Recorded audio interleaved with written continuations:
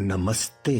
सुकून चैनल पर आपका स्वागत है, जहां हम और आप आत्मा की शांति और गहरे आध्यात्मिक ज्ञान की तलाश साथ साथ करते हैं।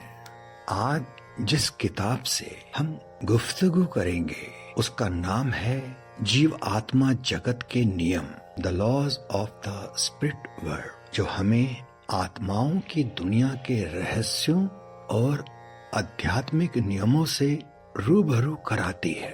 खुर्शीद भावनगरी द्वारा लिखित ये किताब जीवन, मृत्यु और पुनर्जन्म के गहरे सच को समझने में हमारी मदद करती है। अगर वाकई आप आत्मा, कर्म और आध्यात्मिक विकास के रहस्यों को जानना चाहते हैं तो ये किताब यकीनन आपके लिए है। तो सुकून के साथ जुड़िए इस अद्भुत यात्रा में और जानिए आत्मा, कर्म और आध्यात्मिक विकास के रहस्य। तो आइए सुकून के साथ आगाज करते हैं इस अनंत यात्रा की कहानी। क्या हमारे मानुष जीवन का यही निचोड़ है कि भोर हुई, समझो हम माँ के पेट में आए, सूर्य उदय हुआ यानी हमारा जन्म हुआ, दोपहर यानी हमारी जवानी है, शाम हुई तो मायने हमारा बुढ़ापा है, और रात्रि होने को आई तो समझ लो हमारी कहानी खत्म होने जा रही है। क्या वाकई यही सच्चाई है?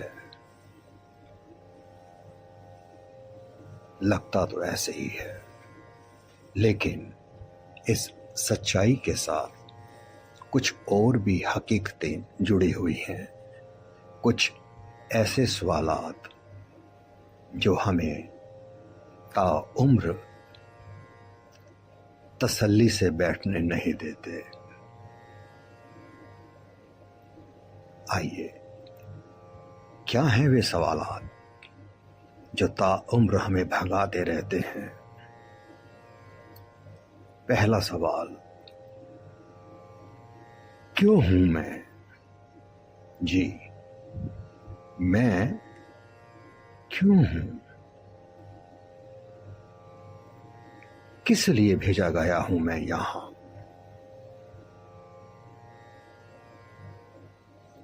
क्यों मैं ही सदा नाखुश रहूं? क्यों मैं ही सदा विक्टिम बनूं? क्यों मैं ही अभागा हूं क्या? मेरी ही किस्मत में हमेशा सितारे गर्दिश में क्यों रहेंगे? क्यों मैं ही समस्याओं से ग्रस्त रहूं? क्या जिंदगी में एक दिन भी मैं सुकून भरा नहीं जी पाऊंगा? क्या प्रयोजन है मेरी इस जीवन का? क्यों दुखी हूं मैं? क्यों बीमार हूं? अच्छाई बुराई आखिर क्या है? क्यों दुर्घटनाएं होती हैं? क्या वाकई स्वर्ग नरक जैसी कोई जगह है? क्या पुनर्जन्म होता है? या इन सभी को हम अगर एक व्यवहारिक रूप दें तो कुछ ऐसी इन सवालों की शक्ल निकलती है। सुख, दुख, शांति, संतोष, सफलता, असफलता, कर्मों की परिभाषा, बैड कर्मास, गुड कर्मास, ये लोग, वो लोग, खुशहाली, बदहाली, लोक, परलोक, कंफ्यूजन्स, पेन्स, ये जिंदगी, इस जिंदगी के बाद की हकीकत, इसके साथ साथ इसकी, उसकी, तेरी, मेरी, मतलब कुछ भी हमारे जहन में हमेशा जिज्ञासा का दरवाजा खटखटाता रहता है और इसके निवारण हेतु गाइडेंस और सॉल्यूशंस के लिए या स्पिरिचुअल एडवाइस जब हम कनेक्ट होते हैं शिद्दत से इन सवालातों के जवाबों को पाने के लिए, तो हम अपने गुरुओं को, अपने अवतार पुरुषों को, अपने रिलीजियस स्क्रिप्चर्स को, बुजुर्गों को या फिर ऐसे सज्जन पुरुषों को जिनको हम अपने से ज्यादा मान देते हैं, आजकल की भाषा में बोलें तो गूगल, विकिपीडिया या जीपीटी चैट, क्या हमारे सभी सवालों का जवाब आ पाता है? क्या हम तसल्ली हासिल करते हैं?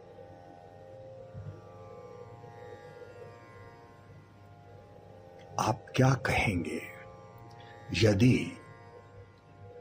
आपका कनेक्ट बिल्कुल ही बदल दिया जाए? जी हां, अगर आप जिस जानकारी को प्राप्त करने के लिए भटक रहे हैं, शिद्दत से तलाश जारी रखे हुए हैं, वो सभी जानकारी आपको आपके लिमिटेड रिसोर्सेस की जगह अगर वो जीवात्मा जगत से कोई रूह आकर दे, एक ऐसी सच्ची रूह जो आत्मा की दुनिया में हायर रेलम में रहती हो, यानी आपके सवालों के जवाब, आपकी जिज्ञासा को शांत करने के लिए आपका कनेक्ट अगर किसी दिवंगत आत्मा से हो तो कैसा हो? जरूर आप यही सोच रहे होंगे, बेवकूफी की बात है ये, क्या ऐसा हो सकता है? देखिए, आपका सवाल जायज है। आज इसी सवाल को लेकर हम एक ऐसी किताब से गुफ्तगू करेंगे जिसका नाम है जीवात्मा जगत के नियम, the laws of the spirit world. ये किताब हमें बतलाएगी कि ऐसा हो सकता है कि नहीं, माना जाता है, और यही बतला रही है ये किताब कि वाकई ही ऐसा हो सकता है। और ऐसा होता भी आ रहा है, कोई नई बात नहीं है।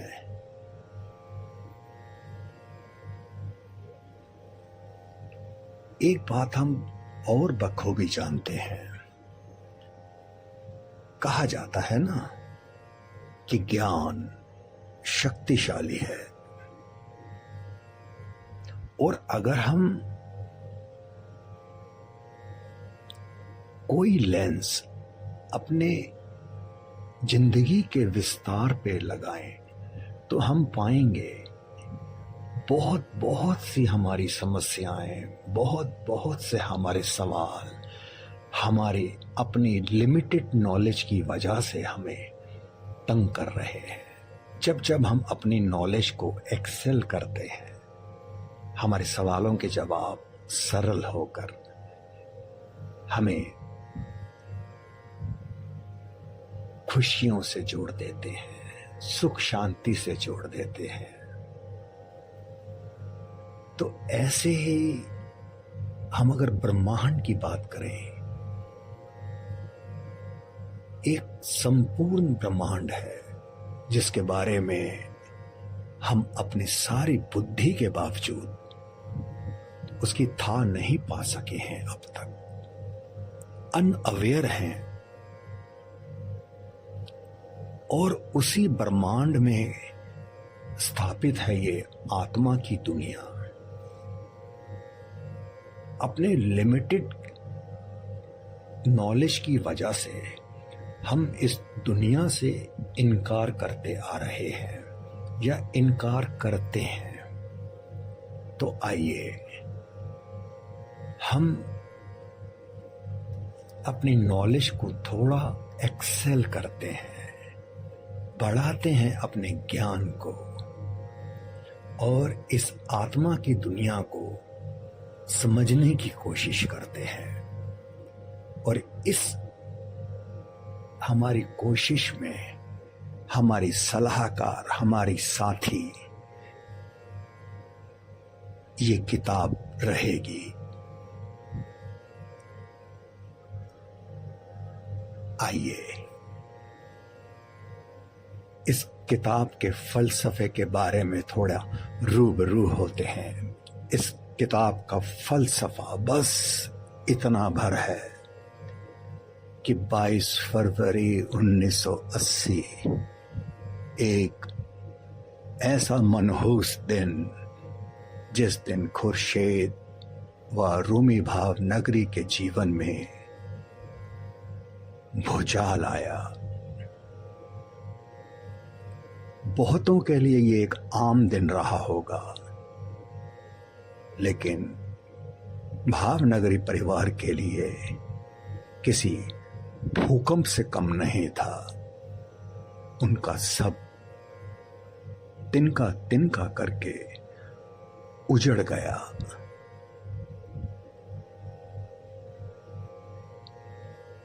लेकिन एक महीने बाद एक नई दुनिया, नई उम्मीद का दरवाजा खुला। जी हां, इतना होने के बावजूद भी उम्मीद का दरवाजा खुला। चलिए थोड़ा समझते हैं क्या हुआ था 22 फरवरी 1980 को।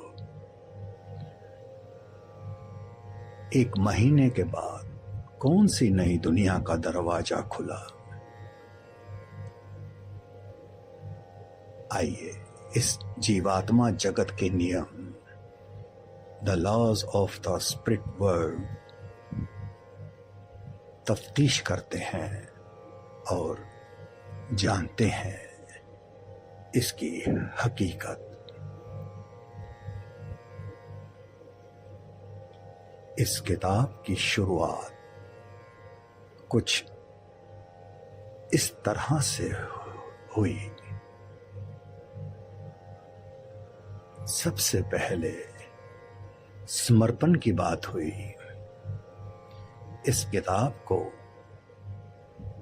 समर्पित किया गया उस एकमात्र ईश्वर को जिनके हम सदैव ऋणी हैं, और मेरे प्यारे बेटों विस्पी और रत्तू को समर्पित। फिर एक बेहद श्रद्धा से और प्यार भरी विस्पी की प्रार्थना है। आइए हम भी इस प्रार्थना के शब्दों को दोहराते हैं। मेरे सबसे प्यारे हे सर्वशक्तिमान ईश्वर, कृपया हे प्रभु देना हमें हर दुष्टता से बचने की ताकत, और दुष्टों से बचाना हमें अपने हाथों में लेकर हमें कृपया हमारा मार्गदर्शन करना। हम तुम्हारे हैं प्रभु, सदा रहेंगे तुम्हारे। प्रभु रखना हमें अपनी शरण में हमेशा, ताकि आपका आशीर्वाद हम पर सदैव बना रहे, और केवल आप ही मदद करना हमारी मार्गदर्शक बनकर हमारा। हे सर्वशक्तिमान ईश्वर, धन्यवाद आपका। और इस खूबसूरत किताब के कंटेंट को रिफ्लेक्ट करता हुआ एक बहुत ब्यूटीफुल फॉरवर्ड शामक दावर का लिखा हुआ है, जिसकी ब्रीफ कुछ इस तरह से है। शामक दावर का दावा है कि मैं अपनी सारी जिंदगी सवाल पूछता रहा, चीजों को हमेशा दूसरों से अलग नजरिए से देखता रहा। मेरी ज्ञान की प्यास मेरे छोटेपन से ही मेरे साथ साथ रही। हमेशा तारों की तरफ टकटकी लगाकर मैं देखा करता था। शायद कहीं मुझे इस बात का एहसास था कि इस ब्रह्मांड में हम अकेले नहीं हैं, और जीवात्मा जगत में मेरे दोस्त हैं, मेरे साथी हैं, फरिश्ते जो हमेशा मुझे प्यार करते हैं और मेरी देखभाल करते हैं।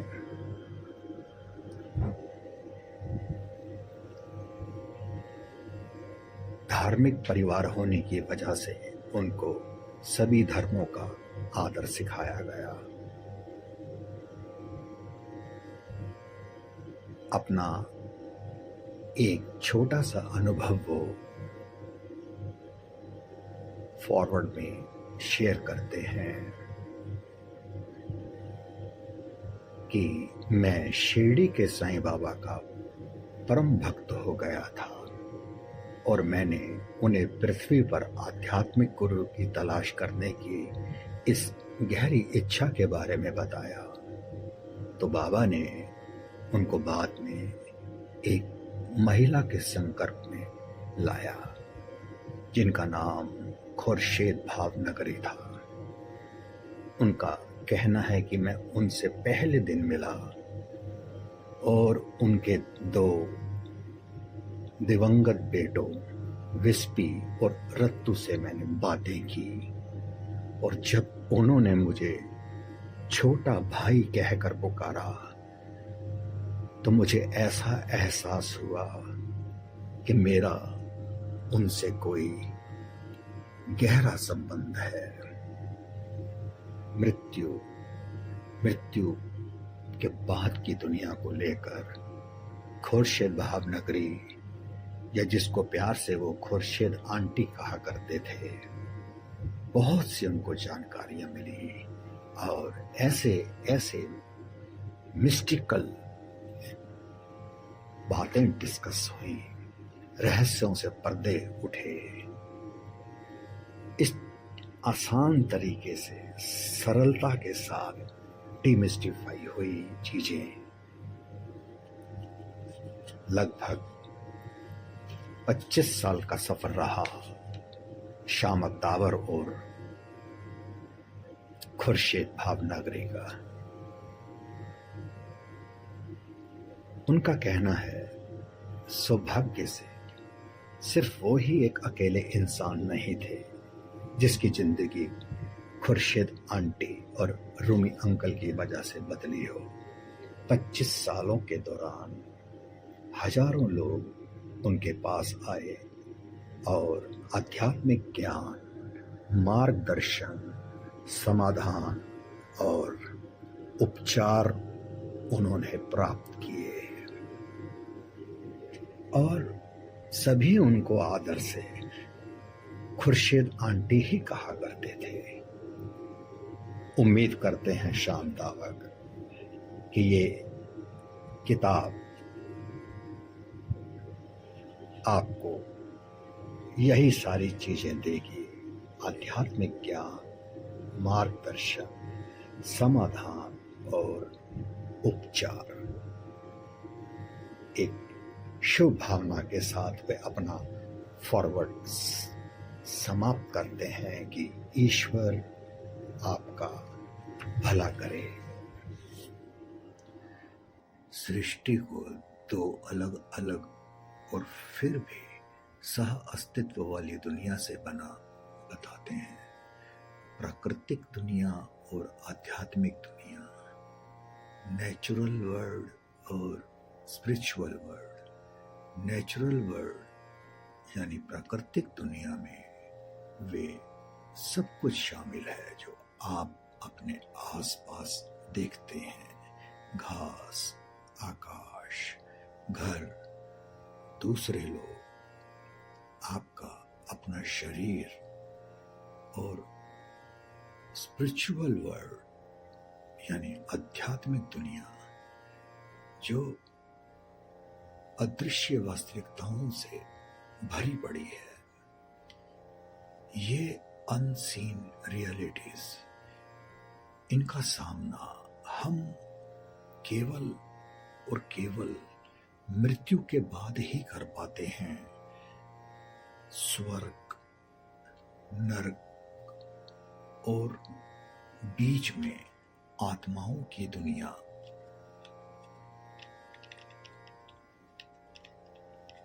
अगर हम स्पिरिचुअल गाइडेंस, विजडम या स्पिरिचुअल एडवाइस की बात करें कि किस तरह से आखिर जिया जाए जीवन, तो हमारे सोर्सेस होते हैं, हमारे रिलीजियस स्क्रिप्चर्स, हमारे गुरु और हमारे अवतार। इनसे हमें आध्यात्मिक सलाहें मिलती हैं। क्या कभी हमने सोचा क्या होगा अगर सही जीवन जीने के लिए आध्यात्मिक मार्गदर्शन हमें आत्मिक दुनिया से, जीवन के हायर रेलम में रहने वाली दिवंगत आत्माओं के माध्यम से मिले?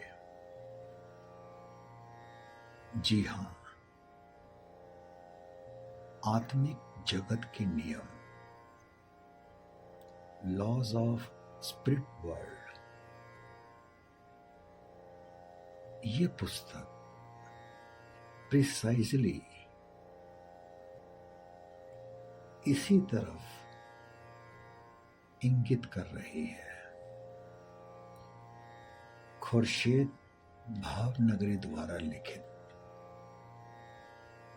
The laws of spirit world मृत्यु के बाद के जीवन और विभिन्न लोकों में आत्मा की यात्रा के बारे में तहकीकात कर ऑटोमेटिक राइटिंग के जरिए रहस्यों से पर्दा उठा रही है। The laws of the spirit world में लेखक खुर्शीद भावनगरी आध्यात्मिकता के बारे में बात करती हैं और बताती हैं कि लोगों को धरती पर कैसे जीवन जीना चाहिए।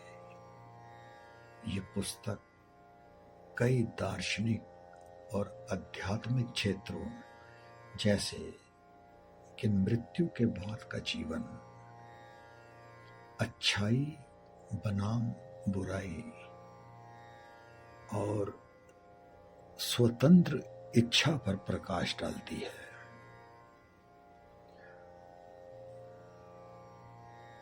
खुर्शीद और रूमी भावनगरी अपने 2 बेटों विस्पी और रत्तू के साथ मुंबई में रहते थे।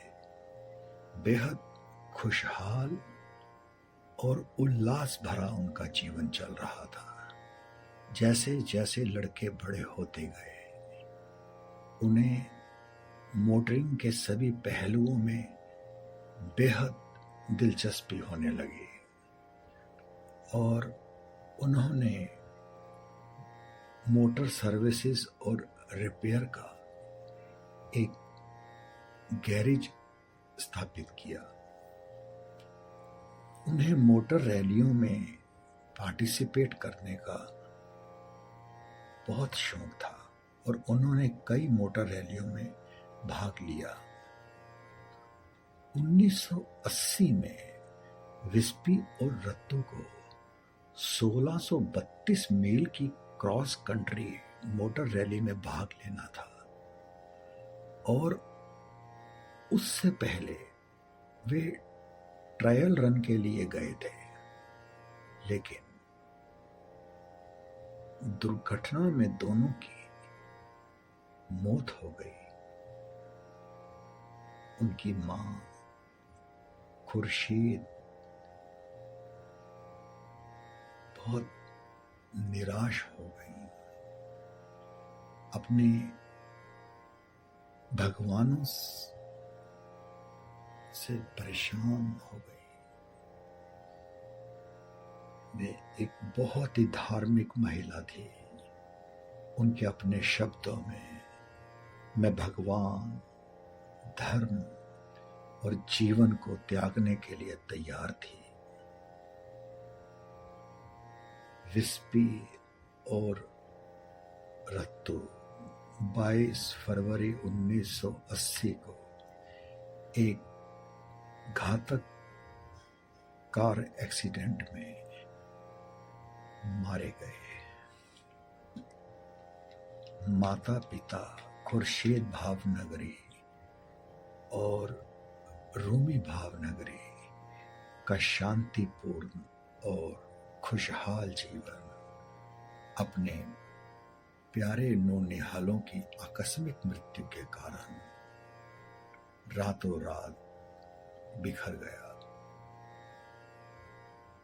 भावनगरी को असहनीय दुख और मानसिक वेदना का सामना करना पड़ा। विस्पी और रत्तू की दिवंगत आत्माएं अपने सबसे प्यारे माता पिता को, जो अब दर्द और मानसिक पीड़ा से गुजर रहे थे, उसे अपने आत्मिक संसार में अपने निवास से नहीं देख सकती थी। वे उनकी मदद करना चाहते थे। एक किसी मीडियम की मदद से, किसी एक माध्यम की मदद से वे अपने माता पिता तक अपनी बात पहुंचाना चाहते थे। 22 फरवरी 1980 खुर्शीद और रोमी भावनगरी की दुनिया बिखर गई। 1 महीने बाद एक नई दुनिया खुली। फिर कुछ अद्भुत हुआ। अंतिम संस्कार के 29वें दिन एक पड़ोसी ने एक कंसर्ट में बैठे हुए एक महिला को 2 लड़कों के बारे में बातें करते हुए सुना, जो दुर्घटना में मर गए थे और अपने माता पिता को संदेश भेजना चाहते थे।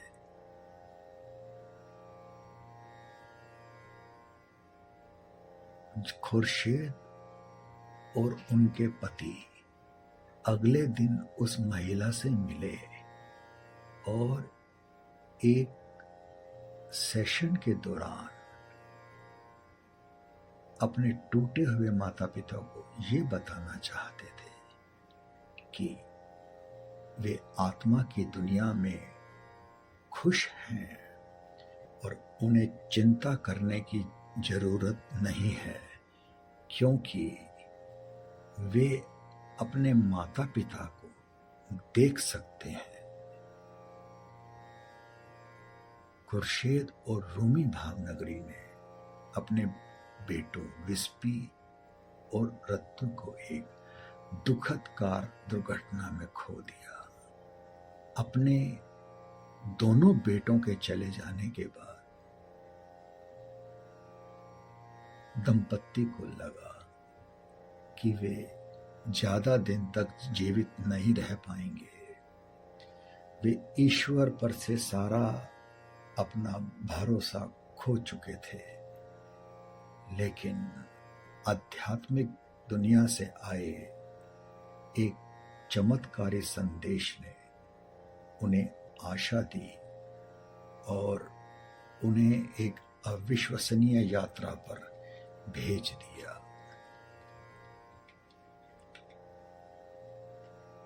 अपने बेटों की मृत्यु के बाद लेखिका का दावा है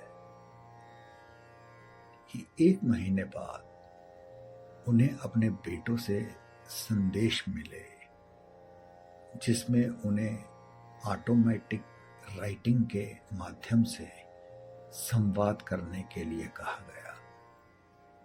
वे आगे कहती हैं कि उनके बेटे पृथ्वी पर उनके मिशन के माध्यम से उनका मार्गदर्शन करने की कोशिश कर रहे थे, जिसका उद्देश्य आध्यात्मिकता का प्रसार करना और ईश्वर के मार्ग पर बने रहना था। हर चमकने वाली चीज सोना नहीं होती। इसी तरह हम जो कुछ भी देखते हैं वे सिर्फ असली नहीं है। जो कुछ भी मौजूद है जरूरी नहीं कि वे देखा या दिखाई दे।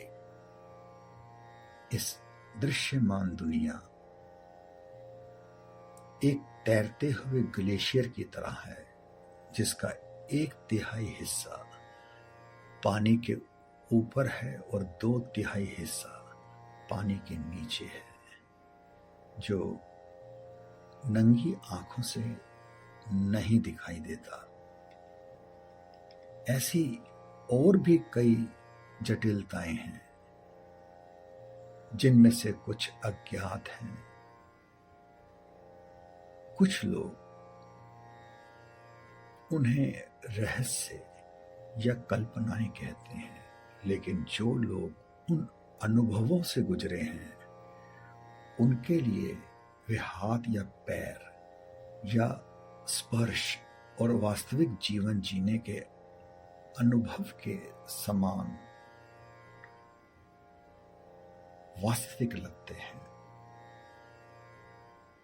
लेखिका खुर्शीद भावनगरी हमें अपने जीवन के सच्चे अनुभवों से गुजरते हुए एक और ही दुनिया से रूबरू कराती हैं, जो हमारी अपनी दुनिया के समांतर मौजूद है। इसमें से कुछ भी काल्पनिक नहीं है, ये उनकी अपनी जीवन कहानी है।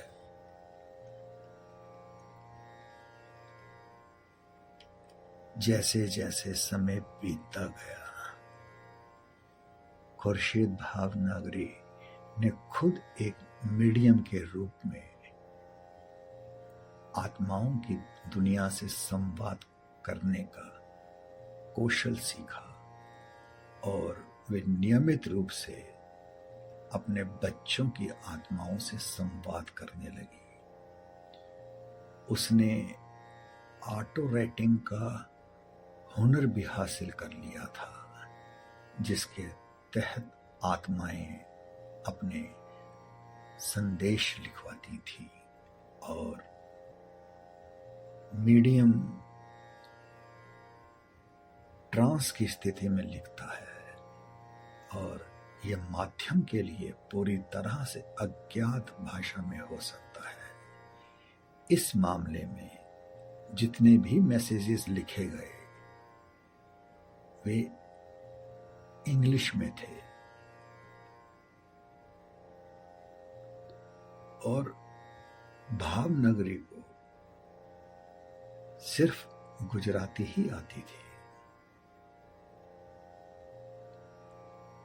बात के सेशंस में विस्पी और रत्तू ने संवाद किया।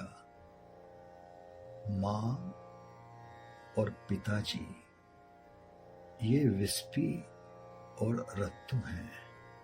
हाँ, ये सच है, हम मर गए और अपने मृत्यु के कुछ ही मिनटों के भीतर आत्मा की दुनिया में पहुंच गए।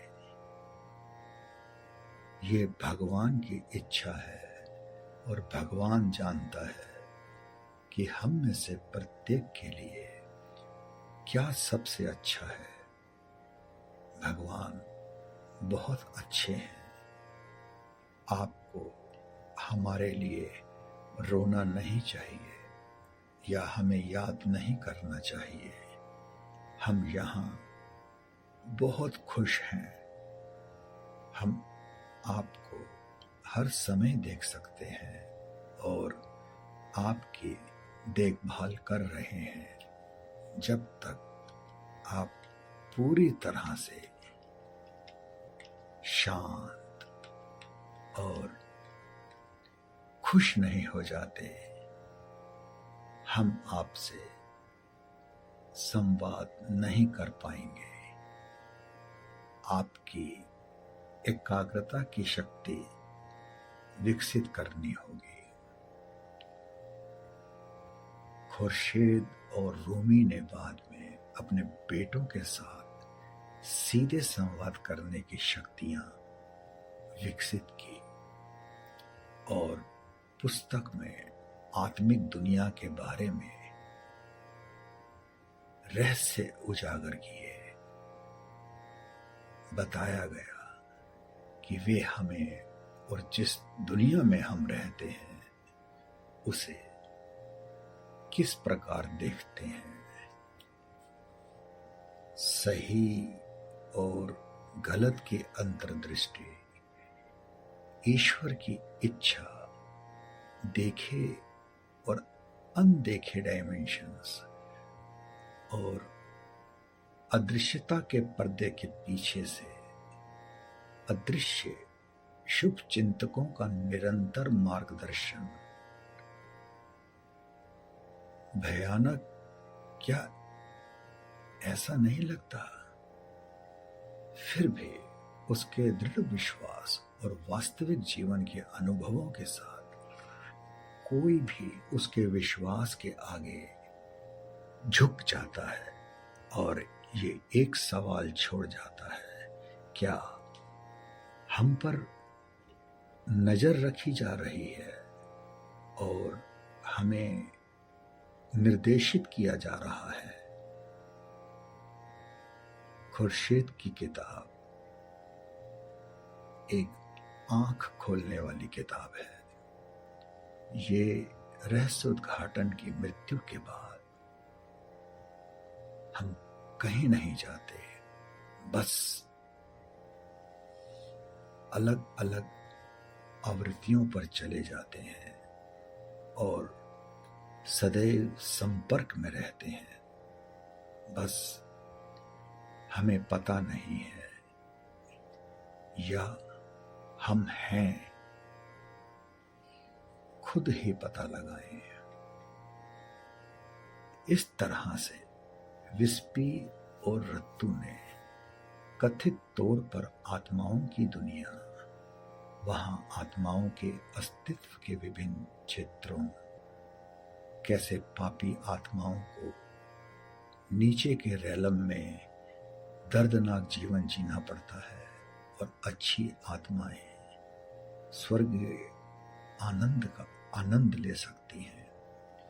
पुनर्जन्म की पुष्टि और उसकी वैधता, कर्म के नियम, इस दुनिया में मानव जन्म का उद्देश्य, ईश्वर का अस्तित्व, जीवन में नैतिकता की आवश्यकता आदि के बारे में तथ्यों और वास्तविकताओं को उजागर किया।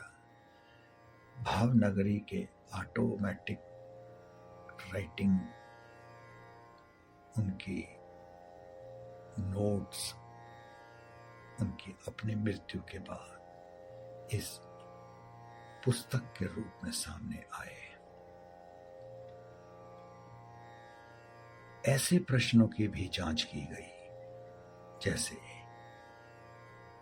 कि क्या ईश्वर से डरने वाला व्यक्ति कभी ईश्वर को मूर्ख बनाने की कोशिश करता है? और एक अच्छा काम क्या है? यह भी निर्धारित किया जाता है कि पृथ्वी पर बुरे कर्म करने वालों को अपने पापों की कोई याद नहीं रहती। हालांकि मृत्यु के बाद इन व्यक्तियों को लगातार अपने पापों की यादों का सामना करना पड़ता है।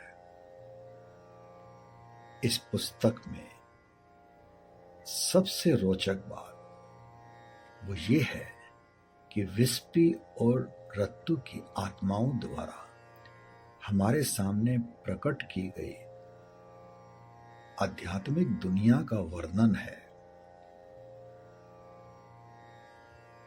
उनके अनुसार आध्यात्मिक दुनिया में जीवन के 7 रेलम मौजूद हैं, जबकि लेवल 4 रेलम जो है वो मध्यम है, जहां अच्छाई, बुराई, अंधकार, प्रकाश एक साथ मौजूद है, लगभग हमारी दुनिया की तरह। लेवल 1 से 3 पूरी अंधकारमय दुनिया है, जहां पापियों को सजा मिलती है। लेवल 5 से 7 पवित्र दुनिया है, जहां अच्छी आत्माएं आनंद और शांति की अलग अलग डिग्री के माध्यम से नैतिक रूप से समृद्ध सांसारिक जीवन जीने का पुरस्कार प्राप्त करती हैं। उनके अनुसार प्रत्येक आत्मा का लक्ष्य भलाई के कार्यों, सकारात्मक प्रयासों, नैतिक रूप से सही व्यवहार के विकास के माध्यम से अपने मौजूदा लोअर रेलम से हायर रेलम तक उठना और फिर रेलम 7 को पार करके हमेशा के लिए मुक्ति, जन्म और मृत्यु से मुक्ति प्राप्त करना है। ये प्रोसेस कथित तौर पर बहुत धीमा है। इसे तेज करने का तरीका सिर्फ इस धरती पर जन्म लेना है, जो वास्तव में एक कर्म भूमि है। कर्मों को समाप्त करने की दुनिया। कथित तौर पर आत्माएं अपनी पसंद के माता पिता के पास इस दुनिया में पुनर्जन्म लेने का विकल्प चुन सकती हैं। एक बार, जी हाँ, एक बार जन्म लेने के बाद उन्हें अपने अतीत के बारे में कुछ याद नहीं रहता है, लेकिन उनकी पिछली यादें उनके अवचेतन मन में गहराई से संग्रहित होती हैं। यहाँ जन्म लेने के बाद आत्माओं को अपने कर्मों के आधार पर परीक्षणों और कलेशों से गुजरना पड़ता है, जिन्हें समाप्त करने, शुद्ध और पवित्र बनने, सकारात्मक गुणों को प्राप्त करने और आध्यात्मिक रूप से विकसित होने की आवश्यकता होती है।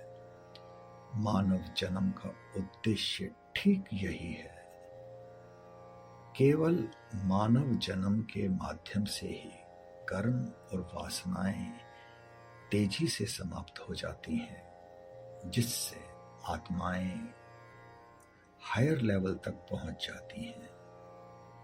उन्हें आध्यात्मिक दुनिया के साथ साथ इस दुनिया में गुरुओं से उपयुक्त माध्यमों से आध्यात्मिक मार्गदर्शन मिलता है, लेकिन आत्मा को स्वतंत्र इच्छा से संपन्न किया जाता है और इसके माध्यम से कोई व्यक्ति अपना रास्ता खो सकता है, बुरी संगति, अनैतिक तरीकों में पड़ सकता है और पापपूर्ण जीवन जी सकता है, जिससे ये जन्म बर्बाद हो जाता है और मृत्यु के बाद निचले रैलम में दयनीय स्थिति में पहुंच जाता है और आत्मिक दुनिया में कष्ट सहता है। इस पुस्तक के अनुसार हमारा विवेक या अवचेतन मन हमारे जीवन को सकारात्मक रूप से आकार देने में बहुत बहुत महत्वपूर्ण भूमिका निभाता है। जितना अधिक हम अपने विवेक की आवाज सुनते हैं और उसके अनुसार कार्य करते हैं, उतना ही हम आध्यात्मिक रूप से बढ़ते हैं, उन्नति करते हैं। जितना अधिक हम इसे अनदेखा करते हैं, उतना ही अधिक हम पीड़ित होते हैं। यदि विवेक की आवाज को लगातार अनदेखा किया जाता है तो ये निष्क्रिय हो जाती है। फिर व्यक्ति अंदर से सही आध्यात्मिक मार्गदर्शन खो देता है और वे अधिक पाप करता है।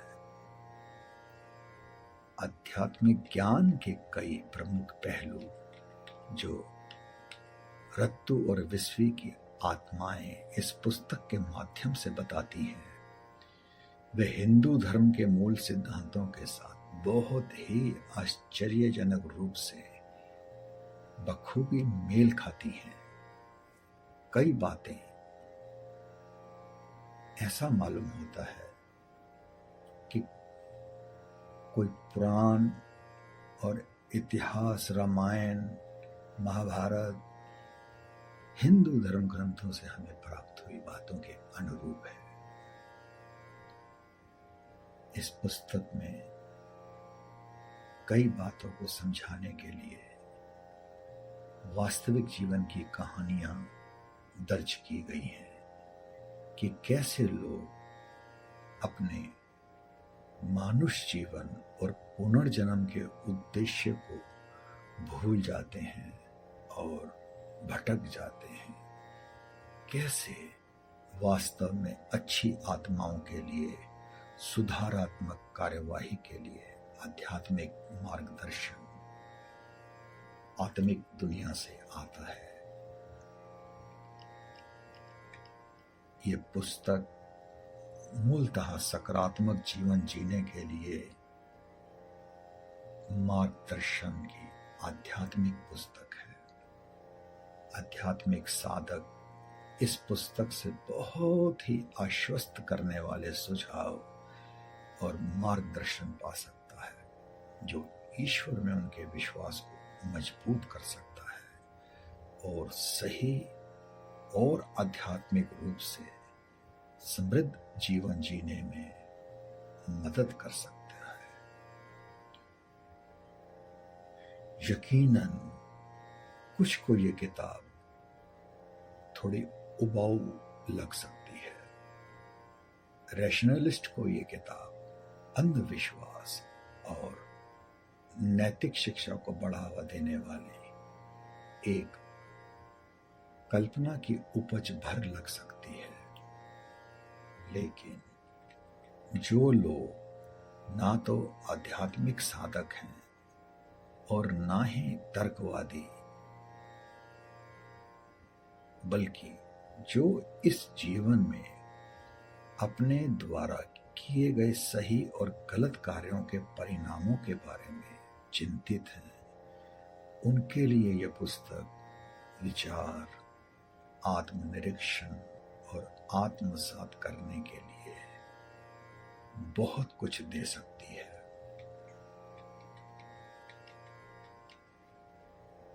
खुर्शीद भावनगरी, या जैसा शाम अकदावर उन्हें खुर्शीद आंटी कहा करते थे, कहते हैं कि खुर्शीद आंटी के माध्यम से मुझे परलोक के बारे में जो ज्ञान मिला वे खोज से कहीं अधिक मान्यता से भरा हुआ था। यह कुछ ऐसा था जो मेरी आत्मा मुझे पहले से ही जानती थी। परलोक बस इसी जीवन का विस्तार है। हम सभी एक पहिए की तीलियां हैं जो एक केंद्र पर आती हैं, जो एक ईश्वर है। हम सभी जुड़े हुए हैं। पिछले 25 वर्षों में हजारों लोग खुर्शीद आंटी के पास आए और आध्यात्मिक ज्ञान, मार्गदर्शन, सांत्वना और उपचार प्राप्त किया।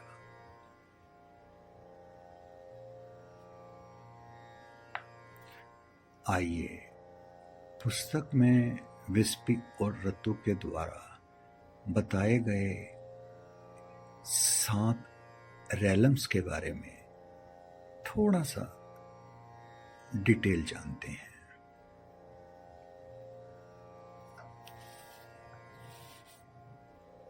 द 7 रैलम्स। यदि आप यहाँ छोटी या दीर्घकालीन बीमारी के बाद आए हैं, तो आपके आसपास आपके दिवंगत दोस्त और रिश्तेदार आपका स्वागत करने के लिए तैयार होंगे।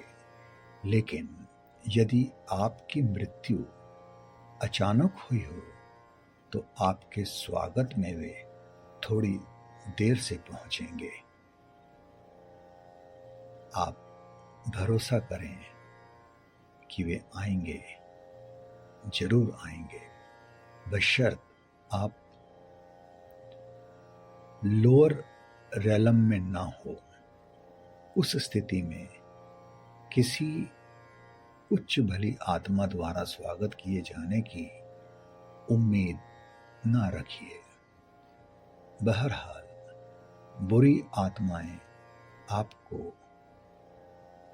लोअर रेलम में ले जाने के लिए तैयार मिलेंगी।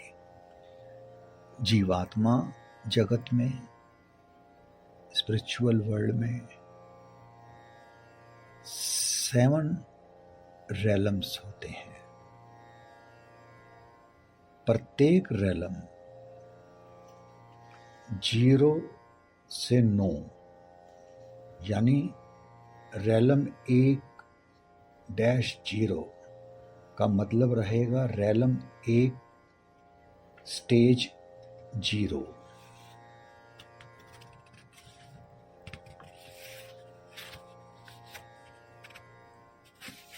रेलम 1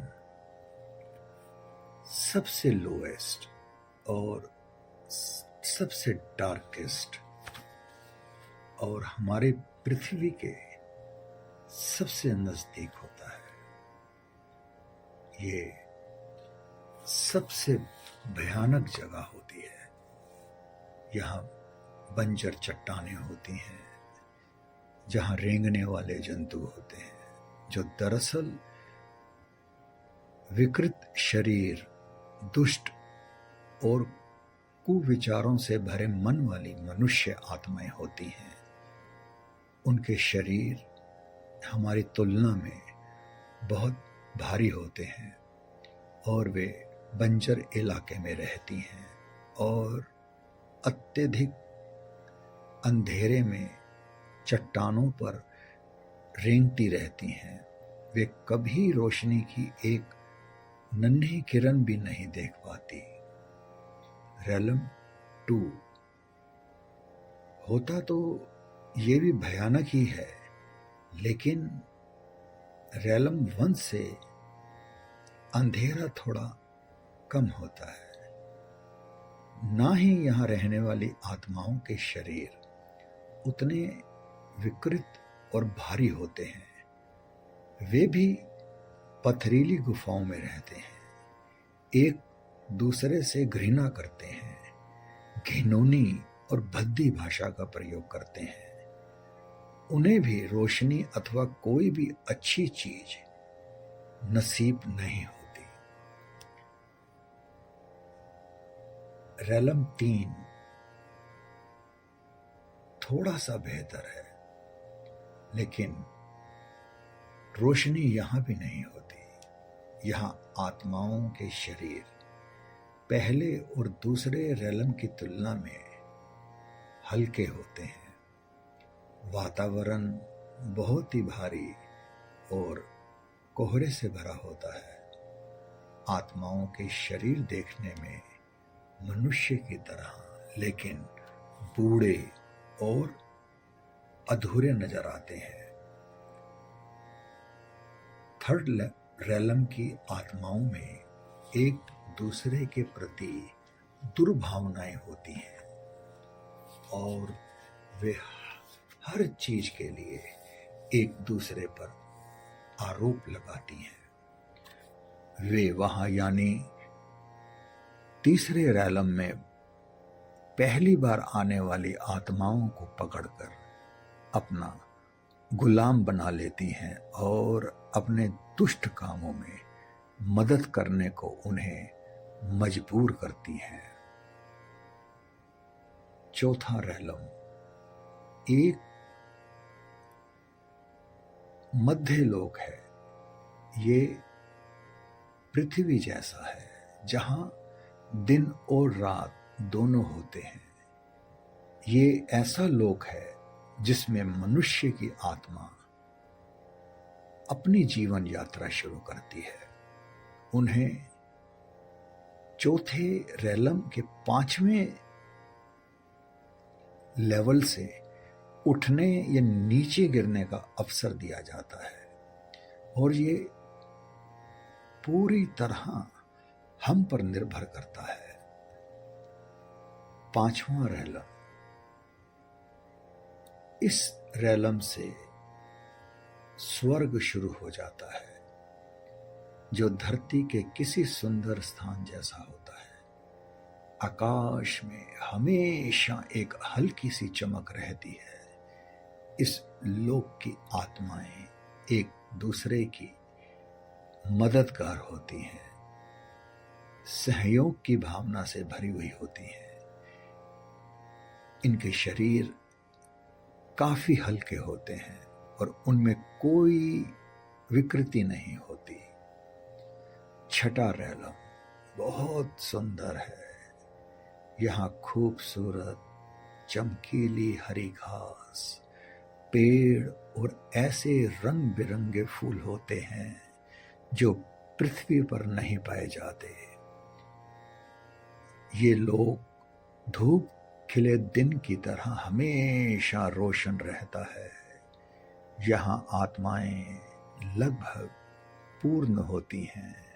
उनके शरीर बहुत हल्के होते हैं और वे सब आपसी मेल जोल और प्रेम के साथ रहते हैं, एक दूसरे की मदद करते हैं और अपनी पसंद के काम करते हैं। यदि आप छठे रेलम या उससे ऊपर हैं और अपने अवचेतन मन, जिसे अंतर आत्मा कहा जाता है, जो आपका वास्तविक आध्यात्मिक मन है, वे आपको पृथ्वी पर किए जाने वाले उन पापों को नहीं करने देता जो आपको चौथे लोक से निमंतर लोकों में ले जाते हैं। सातवां रेलम हाईएस्ट रेलम है। ये पृथ्वी के लोग इसकी सुंदरता की कल्पना भी नहीं कर सकते। सातवें रेलम की सुंदरता का देखकर ही केवल विश्वास किया जा सकता है। इसे शब्दों में बयान नहीं किया जा सकता। बेशक ये लोक इतना सुंदर है कि इसके बारे में कोई सोच भी नहीं सकता। इस लोक की आत्माओं के शरीर सबसे अधिक चमकीले, सबसे अधिक पूर्ण और युवा जीवात्मिक शरीर होते हैं। वे बादल जैसे हल्के होते हैं। ये आत्माएं पूर्ण ताल, मेल और प्रेम के साथ रहती हैं। ये रेलम स्वर्ग से भी बढ़कर है। सातवें रेलम के बाद क्या है ये हम नहीं जानते। ठीक उसी तरह जिस तरह पृथ्वी पर रहने वाले लोग जीवात्मा जगत के बारे में ज्यादा नहीं जानते, सातवें लोक के 9वें लेवल तक हम आत्माएं पृथ्वी पर पुनर्जन्म नहीं लेती, लेकिन हमारी आध्यात्मिक यात्रा जारी रहती है। सातवें रेलम की आत्माएं लगभग पूर्ण और शुद्ध आत्माएं होती हैं, लेकिन यदि वे पृथ्वी पर पुनर्जन्म लेती हैं और उनसे छोटा सा भी पाप हो जाता है तो उन्हें 5वें अथवा छठे रेलम में उतरना पड़ता है। इसीलिए ये हमेशा हर एक आत्मा के अपने ही हाथों में होता है कि वे ईश्वर के सच्चे रास्ते पर चलते हुए उठे या पाप और अंधकार की दलदल में गिरे। देखते हैं अब ये रेलम काम कैसे करते हैं। टुगेदर रेलम 1, 2, 3 इनको नरक के रूप में जाना जाता है और रेलम 5, 6 और 7 को स्वर्ग के रूप में, रेलम 4 जो इन बिटवीन है, ये ना तो स्वर्ग है और ना ही नरक। इसी लोक से मनुष्य आत्मा की शुरुआत होती है। अल्टीमेट एम जो है रेलम 7 में पहुंचना। इसे पाने के लिए आपको कड़ी मेहनत करनी होगी। प्रगति करने के आपके आंतरिक सहज बोध पर सब निर्भर करता है। तब आप कभी ऐसे काम नहीं करेंगे जो आपको नीचा दिखाएं, और जल्द ही आप अपने लक्ष्य तक जा पहुंचेंगे। कुछ खुशकिस्मत आत्माओं ने ये कर दिखाया है। ये पूरी तरह से आपके हाथ में है। इन 7 रैलम में से प्रत्येक रैलम पर एक हाई गुड सोल होती है, और उसी का शासन चलता है। शासन करने का अर्थ यहां यह है कि वे उस लोक का प्रमुख है। हायर रैलम में कोई किसी प्रकार का पाप या किसी को नुकसान पहुंचाने वाला काम नहीं करता है। न्याय हमेशा हमारे अवचेतन मन द्वारा लागू किया जाता है। इसलिए वहां पुलिस व्यवस्था या पद वाले अधिकारियों की जरूरत नहीं रह जाती। हालांकि हमें कुछ निश्चित कार्य करने की अनुमति लेनी पड़ती है, जरूरी है। और यदि हमें किसी सलाह या मार्गदर्शन की जरूरत हो तो हम अपने लोक की हाई गुड सोल को अप्रोच करके मदद मांग सकते हैं। कभी कभी हमारे लोक की हाई गुड सोल हमारे लिए सुप्रीम हाईएस्ट गुड सोल यानी लोक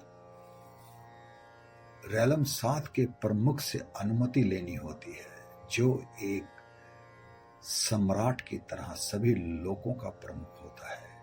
रैलम 1, 2 और 3 में प्रत्येक रैलम का संचालन एक उच्च भली आत्मा द्वारा किया जाता है, हाई गुड सोल द्वारा। रैलम 4, 5, 6 तथा 7 में भी ऐसा ही होता है। पर रैलम 7 की प्रमुख श्री सर्वोच्च भली आत्मा सभी लोगों की, जितने रैलम हैं सभी की हेड होती है। वे सभी इतने विनम्र और दयालु होते हैं कि वे आपको कभी इस बात का एहसास नहीं होने देंगे कि वे आपसे श्रेष्ठ हैं। वे आपके साथ हंसेंगे, आपके साथ चुटकुले कहेंगे और ऐसा व्यवहार करेंगे मानो आप उन्हीं के स्तर के हो। उनका प्रकाश इतना चमकदार, उनका अंगरखा इतना झिलमिलाहट भरा होता है कि उन्हें देखते ही तुरंत आपको पता चल जाएगा कि वे शुद्ध, सच्ची और उच्च भली आत्माएं हैं। हम लोअर रैलम की ओर नहीं जा सकते। यदि हमें ऐसा करना पड़े तो हमें सुरक्षा की जरूरत पड़ती है, क्योंकि वहां का वायुमंडल दूषित होता है। हमारी आंखों को उन अंधेरों में देखने के लिए अभ्यस्त होना पड़ता है। साथ ही बुरे स्पंदन और बुरी ताकतें हम पर प्रभाव डाल सकती हैं एवं हमें हतोत्साहित और बेचैन कर सकती हैं। इसलिए हमें कुछ सावधानियां बरतनी पड़ती हैं। खास तौर पर रैलम 1, 2 और 3 की ओर जाने में, हम जब रैलम 1 या 2 में जाते हैं तो पराया हम एक अंगरखा पहनते हैं जो हमें उन लोगों की बुरी आत्माओं की नजरों से अदृश्य कर देता है। उसी प्रकार हायर रैलम में प्रवेश करने के लिए भी हमें सुरक्षा और अनुमति लेनी पड़ती है। क्योंकि उनका प्रकाश अत्यंत तेज होता है, वहाँ का वायुमंडल अत्यंत हल्का होता है और वहाँ के स्पंदन हमारे लिए बहुत शक्तिशाली होते हैं। आप जिस रेलम में रहते हैं केवल उससे एक रेलम और ऊपर ही जा सकते हैं। एक लोक से एक रेलम से अधिक कोई यात्रा नहीं कर सकता। भगवान का शुक्र है कि हम रेलम 6 में गए थे। 1985 में हम लोग 7 में जा पहुंचे। हालांकि सलाह देने, मार्गदर्शन देने और किसी ऐसी आत्मा को सुधारने के लिए जिसने मदद की हो, आप लोअर रेलम में जा सकते हैं। हमें अतिरिक्त सुरक्षा की जरूरत होती है और सिवा उस आत्मा के जिन्होंने हमें बुलाया होता है, सभी के सामने हमें अदृश्य रहना पड़ता है। अन्यथा वे भयानक आत्माएं हमें नुकसान पहुंचा सकती हैं अथवा हम पर हमला बोल सकती हैं। वे आत्माएं बेहद बुरी होती हैं, हमारे शरीर नहीं होते, इसलिए वे शारीरिक रूप से हमारा कुछ नहीं बिगाड़ सकती, लेकिन कभी कभी वे उच्च आत्माओं को बंदी बनाकर कैद में रखती हैं और मानसिक रूप से परेशान करती हैं। यदि हम उनकी कैद में चले जाएं तो कोई हाई गुड सोल हमें बचाने आती है। इसलिए ऐसी बुरी ताकतों के सामने अदृश्य रहना है सबसे अच्छा होता है, अन्यथा ऐसे स्थानों पर ना जाना ही उचित है। कई ऐसी भली आत्माएं हैं जिन्होंने अपना अधिकांश समय रेलम 1, 2 और 3 में दूसरों को मार्गदर्शन और सलाह देते हुए और उन्हें सुधारते हुए बताया है। ये काफी कम देखने को मिलता है कि रेलम 1 की आत्माएं मदद के लिए पुकारें। यहां तक कि हाई गुड सोल्स रेलम 1 की आत्माओं की मदद करना चाहती हैं, पर ये आत्माएं गलत रास्तों पर इतने खो चुके होते हैं और इतनी दूर जा चुके होते हैं कि उनका कोई इलाज नहीं हो सकता। यदि उनकी गलतियों के एहसास और पछतावे के बगैर ही उनकी मदद की जाए तो वे फिर पिछले पापों को दोहरा बैठेंगे। वे रेलम 1 में सैकड़ों वर्ष गुजारते हैं, पर रेलम 2 और 3 की आत्माओं को प्रायः उन पुण्य आत्माओं की मदद मिल जाती है जो वहां उनके सुधार के लिए गए होते हैं। यदि किसी आत्मा को उसकी गलतियों का एहसास हो जाता है और वे उसके बारे में पछतावा करती हैं एवं मदद की पुकार लगाती हैं, तो कई भली आत्माएं तुरंत उनकी मदद के लिए दौड़ पड़ती हैं। इस प्रकार रेलम 2 और 3 की कई आत्माओं को सुधार और उत्थान का मौका मिल जाता है और कईयों को ये मौका मिल भी चुका है, पर रेलम 1 की आत्माओं को ऐसे अवसर ना के बराबर मिलते हैं। उन्हें उठने में पराया सैकड़ों साल लग जाते हैं। रेलम 5, 6 और 7 की आत्माओं के लिए उन्नति करना या उसी हालत में रहना उनके अपने ही हाथों में होता है। वे जीवात्मा जगत में रह सकते हैं जहां निरंतर मगर धीमी प्रगति होती है। भले ही प्रगति काफी धीमी हो, पर यह बात तय है कि उनका कभी पतन नहीं हो सकता। ये पूरी तरह से उनकी इच्छा पर निर्भर करेगा कि वे क्या करें। किसी पर कोई दबाव नहीं होता, हर कोई अपनी अपनी इच्छा के अनुरूप काम करने के लिए स्वतंत्र होता है, पर ये आत्मा की क्षमता के भीतर होना चाहिए, अन्यथा उनका अपना अवचेतन मन उन्हें अपने आप ही रोक देगा।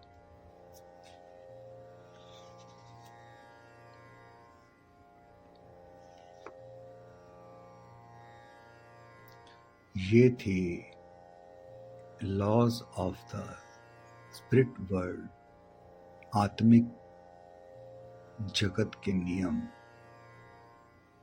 का सारांश, उसका एसेंस। इसको सुन के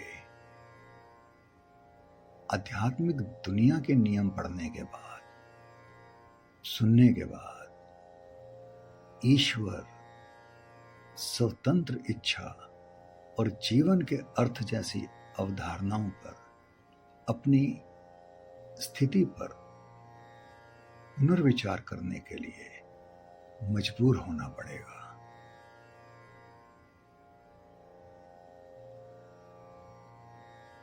डिटेल में जानने के लिए आप ये किताब, ये पुस्तक जरूर पढ़ें।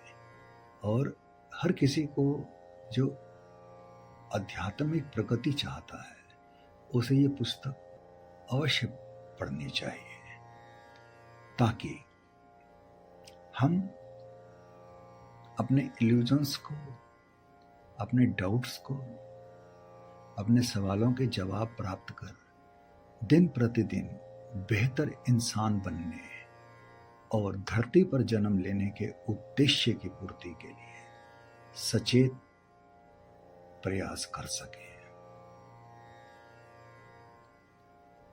और हमेशा याद रखें, आध्यात्मिक दुनिया में कोई धर्म नहीं है। हम केवल एक ईश्वर की पूजा करते हैं।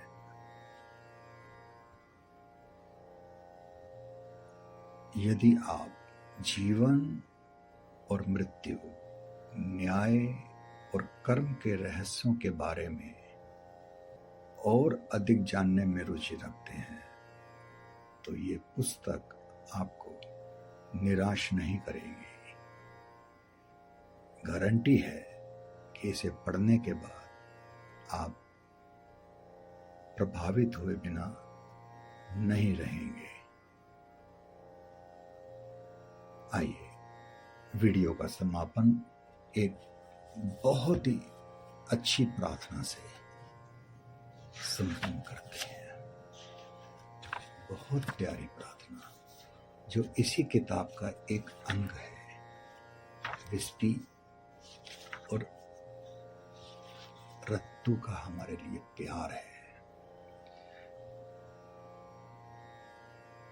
मेरे सबसे प्यारे हे सर्वशक्तिमान ईश्वर, कृपया हे प्रभु, देना हमें हर दुष्टता से बचने की ताकत और दुष्टों से बचाना हमें अपने हाथों में लेकर हमें